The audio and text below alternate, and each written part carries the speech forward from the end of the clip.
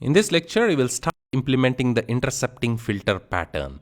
We will first create the target class, which is a servlet class, and then create a filter class that will filter out the user's requests before they reach the target. If the user is using a Chrome web browser, only then the request will reach the target. If not, the request will go to a bad browser.jsp. The filter is responsible for doing that. And if the request comes to the target servlet will send that to a home.jsp. So let's create the target servlet by creating a dynamic web project in STS.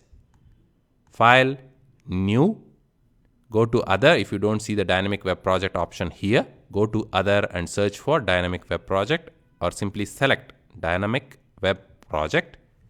Give it a name, call it intercepting filter.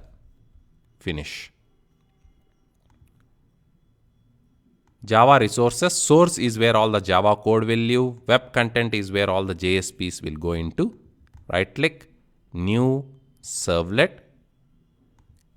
The package will be com.bharat.patterns.intercepting filter. And the class name is home servlet. Finish. That will generate a lot of code for us. You can get rid of all the comments. You can get rid of the constructor. You can also get rid of the do post method, because we are going to test this using a URL from the browser. So we don't need a post method. We can handle the URL using the do get method. Get rid of the comments.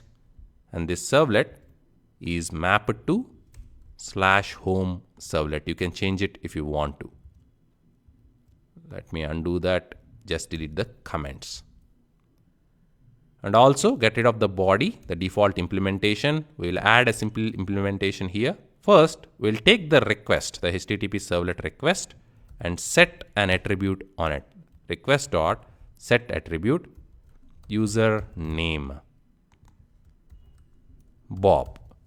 We will read this username in the home.jsp when we create that JSP. Next, get the request dispatcher from the request.get request dispatcher.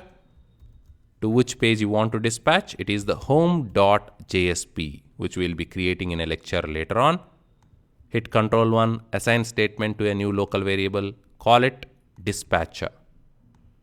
Dispatcher.forward, pass in the request that came in and also the response object that was given to this method. That's it. So we have created the target object, which is mapped to home servlet URI. This is what we'll try to access later on. You can also use camel case here. So change home servlet to use camel case URL pattern. That's a standard we follow. In the next lecture, we'll create the filter class.